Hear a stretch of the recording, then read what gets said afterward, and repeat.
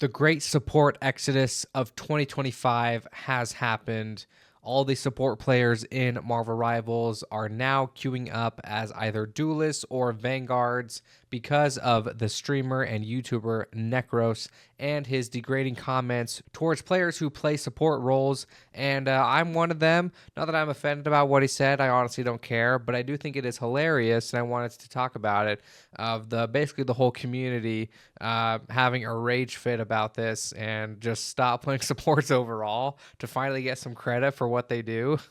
So yeah, I just want to talk about that in this short video. I know that I've been gone, not making content for a while. The past 2 months have honestly just been insanely busy. And so, yeah, I'm going to start making content more frequently. And hope you guys enjoy all the content that I make. And thank you for your support overall at this point in my YouTube channel and everything.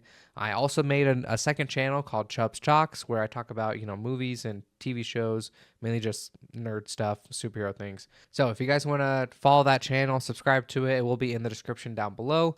But let's get into this and what Necros had to say. Marvel Rivals players are taking a stand and saying no to picking strategists, not because the role is kind of frustrating, thankless, a bit stale, or particularly punishing in the current season, which is true, thanks to buff dive heroes. Actual facts. No, it's actually in response to comments made by a streamer.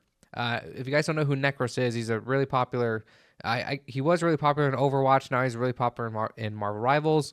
But yeah, I've seen a lot of his videos and stuff, so they're pretty good. He's very good at the game.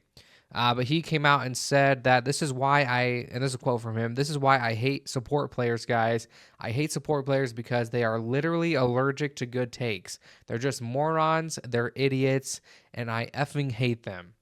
So, yeah, that's basically what he said. He's not backing down from his comments, it looks like. Again, I honestly could care less what he thinks. I don't really care at all. But he is, pretty big in the Marvel Rivals community, so it has a lot of impact on players and everything. And so basically, what people are now doing is their support strike. So they're just not choosing support players, and so it's definitely going to have effect on how you play. Supports, you definitely need them. There's some other things that factor into this, like it said earlier. Being a support is kind of difficult right now because the dive characters are absolutely insane. I mean, again, I like to play support. My favorite character right now to play is Cloak and Dagger, at least for supports and everything. And so, I really enjoy playing that character. I like playing that role. It's good to save the whole team. And when you make a cool play as a support character and you kind of carry the team, it feels really good. And when you get and when you get MVP and everything, it's really fun. And I think that the support role is definitely needed, and I think players should get back on and start playing them as well. Maybe not in Necros' game, so you can learn his lesson about making those comments and everything. But yeah, they are definitely needed for sure. And I think because I play a ton of games where there's a really good Spider-Man on the enemy team, and it's so frustrating, or there's a really annoying Black Panther or an Iron Fist.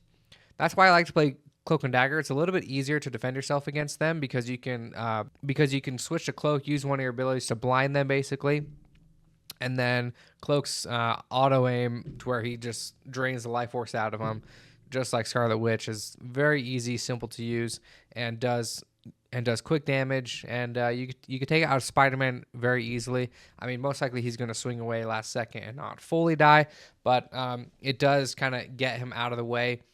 But it's very, very frustrating. So I can understand why people are mad, and also, they did nerf all the support characters, basically all of them, for this season, and there were some buffs to the dive characters. So it is very, very annoying. But there are things that you can do to combat it. I think people just need to realize what those types of things are. I mean, again, when I was playing with my cousin and everything, and I was getting bombarded with Spider-Man, we just had someone stay back as well, and the Spider-Man left us alone, and we kind of, if he did come up, we just killed him basically immediately. So, I mean, it's, you just gotta, if things aren't working out, you just gotta switch up who you're playing, maybe switch up what role you're playing as well, and you can make any game work. That's the fun thing about Marvel Rivals. If something's not working, you most likely will get a second try, and you can just make it work and flip the table basically on what's happening and end up winning the game. So it's very very cool.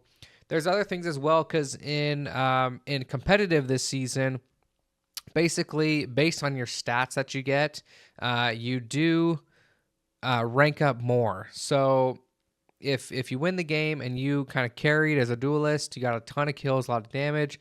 That is going to be a lot. That's going to be taken into consideration for how much you rank up. And it seems to be. I haven't played rank too much this season so far, but it seems to be like they're taking kills and damage, and not really putting how much healing you've been doing as something that makes your rank go up. So I may be wrong about that. Let me know down in the comments if I am. But I could see that happening and why people are upset because, you can heal like over 40,000 damage. Or sorry, yeah, you can heal over like 40,000 damage, and then, it's just not as much as if you get 40,000 damage and a lot of kills and everything. So I can see why that could be frustrating. Except for me, if you're a strategist, and when I play Cloak and Dagger, I end up getting a ton of kills just because of all the assists and everything. And you don't have to have the final shot to end up to actually receive the kill in your stats and stuff. So, a lot of times I'll be MVP because of my kills and as well as all the healing that I do. So I think that that's kind of how they balance it out to where, the supports can get more.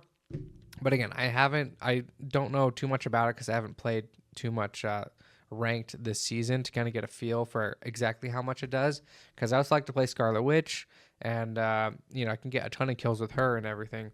So yeah, those are my overall thoughts on this whole situation. I do think it's funny, and hopefully it ends soon because supports are definitely needed. I'll still be playing a support if need be, but I do like to play DPS as well, mostly. Vanguards are kind of tricky. I haven't really found a Vanguard that kind of suits me. Probably my best is Captain America, but it's really just in the situation of when I use him. And I mostly like Scarlet Witch, and then Cloak and Dagger. Invisible Woman's also a great support as well. I need to get better at Loki and Mantis, but Mantis also got nerfed again. Loki's really insanely powerful right now, so I need to step into his game more, but I just honestly suck with him. But let me know what you guys think about this whole situation in the comments by Necros down in the comments below. Thank you guys so much for watching. If you want to check out my other Marvel Rivals content, it'll be linked up here and in the description, and I'll catch you guys in the next one.